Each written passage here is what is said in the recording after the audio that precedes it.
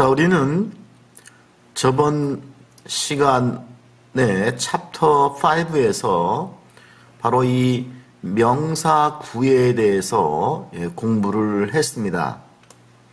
물론 아직 부족한 점이 있지만 그 부분은 차후에 조금씩 보충해 가기로 하고, 일단 먼저 이 우리가 명사 구를 식별하는 데 있어서 크게 부족함이 없을 만큼은 공부를 한 것 같습니다. 그래서 이제 이번 시간에는 바로 이 동사구에 대한 공부를 챕터를 달리해서 할 텐데요. 이 펜실베이니아 주립대학의 마사 콜론 선생은 우리가 학교 문법에서 배우는 전통적인 방식의 문법과는 좀 다르게 바로 이 문장을 주어와 수어의 관계로 서술하지 않고, 물론 이런 그런 개념은 기본적으로 깔려 있습니다. 하지만 이분은 그분 책 속에서 지속적으로 그 전통적인 방식의 그 의미를 중심에 둔 주어 수어의 방식인 그 방식에 대해서 자신의 방식이 뭐가 다른 건지에 대해서 계속적으로 설명하고 있습니다. 하지만 저는 이분의 이 공부 방식이 우수하다, 그르다를 떠나서 우리가 어떤 공부를, 영어 공부를 해나갈 때 보면 바로 첫 단계에서는 영어의 문법을 공부해서 그 문법을 익히고, 그리고 그 익힌 문법을 우리가 실제의 어떤 이 읽고 쓰고 말하고 듣고 하는데 적용하는 단계를 거치게 되는데, 그 적용하는 단계에서 필연적으로 우리는 이런 어떤 그 문장 속에 들어있는 그 요소들에 대한 형태에 대해서 신경 쓰지 않을 수가 없는 거죠. 또 그것을 제대로 알아야만 바로 그 영어 공부의 목표를 달성하는 게 되는데, 바로한 우리가 이 어떤 문법을 익히고 나서 그걸 실행에 옮기는 단계에 있어가지고 적어도 이 책에서 말하고 있는 이 명사구의 개념과 이 동사구의 개념은 아주 유용하다. 그리고 우리는 전통적인 문법 공부에서도 의식적이든 무의식적이든 그것을 해온 것이다 라고 하는 점에서 바로 이 공부를 하고 있다라고 하는 것을 저번 시간에도 밝혔습니다. 자, 그래서 이번 시간에 이 VP 동사구에 대해서 우리가 이제 공부를 챕터를 달려서 하게 되는데, 바로 이 동사구라고 하는 것에 대한 것을 이해하기 위해서 기본적인 개념 정의들을 살펴보려고 합니다. 기존의 전통적인 학교 방식과는 약간 다른 점이 있습니다. 자, 첫째로 보면 이 동사라고 하는 개념을 우리 전통적인 학교 공부에서는 바로 어떤 움직임이나 상태를 나타내는 그런 단어를 우리는 동사라고 정의를 하고 있는데, 이 책에서는 현재나 과거와 같은 시제를 보여줄 수 있는 단어를 동사라고 한다, 이렇게 말하고 있습니다. 그리고 그 동사의 개념에다가 이제 본동사라고 하는 개념이 등장을 하는데, 즉 이 동사라고 하는 요 동사에다가 바로 이 조동사를 더 씌운, 물론 어떤 경우는 이 조동사가 없는 경우도 있죠. 그래서 이 본동사의 개념을 조동사와 동사가 합쳐진 형태로 이해하고 있습니다. 그래서 이 VP의 이 개념은 바로 우리가 전통적인 학교 문법에서 주부, 술부로 말할 때 아주 술부에 가까운 그러한 형태로 이해하면 되겠습니다. 자, 그래서 이 본동사를 우리는 이렇게 조동사와 동사의 형태로 구성되는 것으로 우리가 정의를 내릴 때, 이제 조동사에 대한 공부와 동사에 대한 공부를 함께 해야 될 필요가 있겠고요.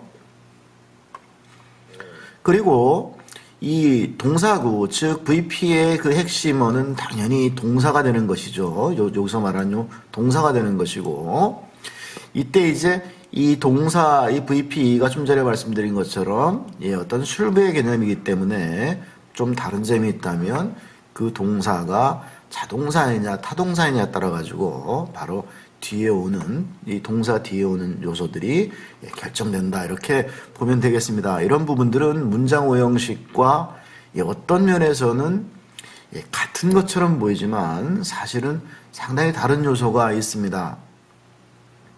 즉, 이 이야기를 우리가 좀 전에 말씀드린 그런 바로 동사 다음에 나오는 요소의 이야기를 풀어갈 때 문장 오형식에서는, 전통적인 방식에서는 바로 이 동사의 종류가 자동사와 타동사가 있고, 그리고 자동사와 타동사가 있어서 그 뒤에 있는 것들을 갖다가 이 결정하게 되는데, 이 결정할 때 이 자동사와 타동사에서 이 본동사의 개념을 이끌어내는 그 관계가 엄청나게 힘들고 어렵습니다.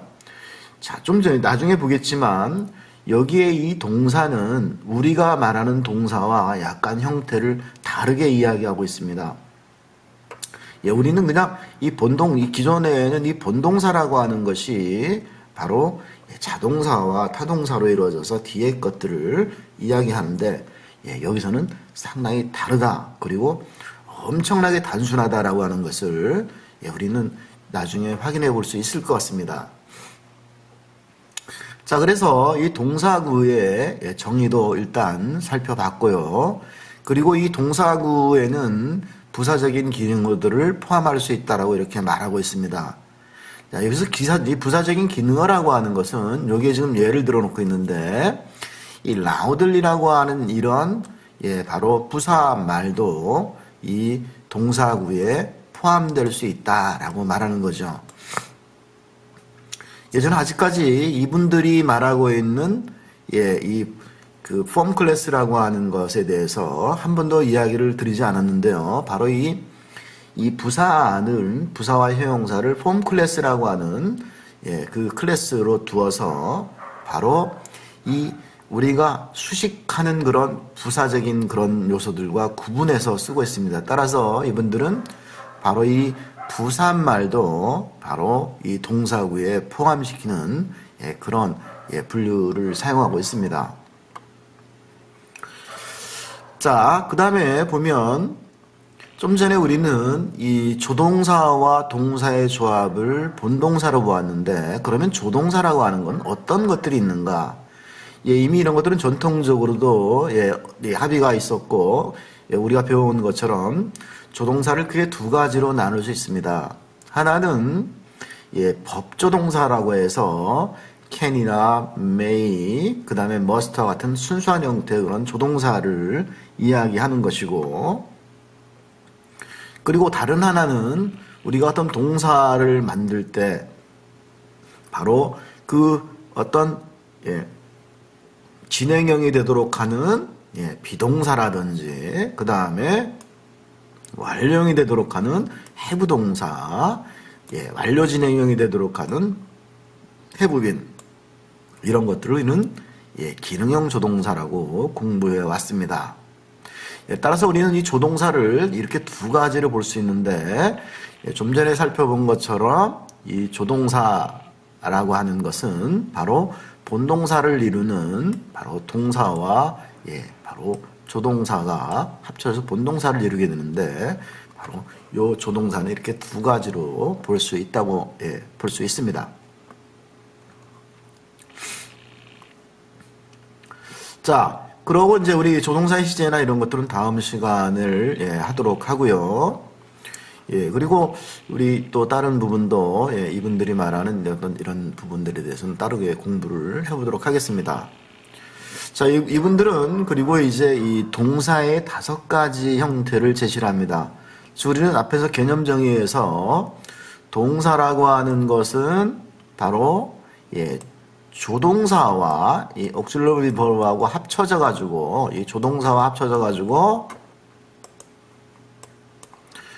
조동사와 합쳐져서 바로 이 본동사를 이루게 되는데, 이 조동사와 이렇게 합쳐져서 이 부분이 본동사를 이루게 되는데 바로 이 동사를 5가지 형태를 제시하고 있습니다.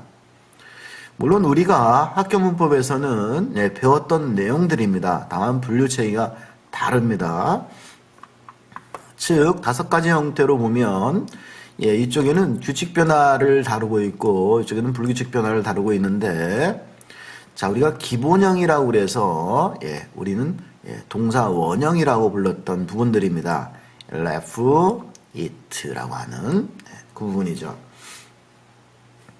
당연히 이 부분은 바로 앞부분에 주어 다시 말하면 MP가 3인칭 단수형이 아닐 때 현재형 동사 역할을 할 수 있습니다.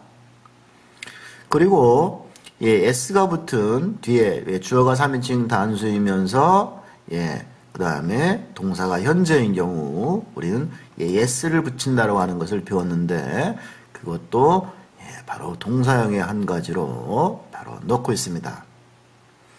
자 그리고 ED형 다시 말하면 과거 시제에도 바로 동사형으로 넣고 있고 여기는 T가 요거 잘못됐네요. 요거 빼겠습니다. 요 D를 넣어서 과거를 만드는 규칙 변화의 과거형, 그 다음에 ate, 불규칙 변화의 ate, 과거형도 바로 동사의 형태로 동사 넣고 있습니다. 그리고 ing형과 그 다음에 과거분사형, 우리는 현재 분사와 과거분사로 배우는 이 부분도 바로 동사형으로 넣고 있습니다.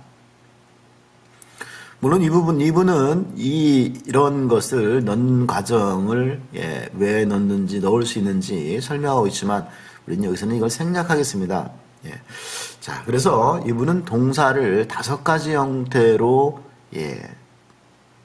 나누고 있는데 바로 우리가 기본형으로 말하는 동사 원형이라고 하는 것 그리고 바로 3인칭 단수 현재형, 그 다음에 과거형, ing형, ed형. 즉, 이러한 형태의 또는 불규칙한 이러한 형태의 어떤 것을요, 좀 전에 말한 이런 조동사를 바로 여기다가 플러스하게 되면, 앞에 조동사를 플러스하게 되면 바로 우리는 본동사를 만들어 낼 수 있고 우리가 전통적으로 배웠던 그런 본동사의 형태를 우리는 나중에 다시 확인해 볼 수 있습니다. 자, 좀 전에 말씀드린 것처럼 이렇게 형태 중심적으로 할 때 이렇게 간단하게 우리가 어떤 MP와 VP를 이렇게 구분하고 나눌 수 있는데 물론 당연히 그 의미가 배제돼서는 되지 않는 것이죠. 따라서 이 마사콜론 선생의 형태 중심적인 바로 이러한 그 문법 체계가 기존의 우리 학교 문법과 완전히 별개의 것이냐 이렇게 말할 수는 없다고 저는 판단합니다. 그리고 좀 전에 말씀드린 것처럼 우리가 공부하는 과정에서 바로 의미와 또 의미가 완성됐을 때 어느 정도 그 다음에 형태에 대한 공부를 해야 되는데 바로 이런 것들이 서로가 보완적으로 바로 공부를 해나가는 중요한 내용이 될 수 있다라고 하는 그런 점을 바로 생각하고 있습니다.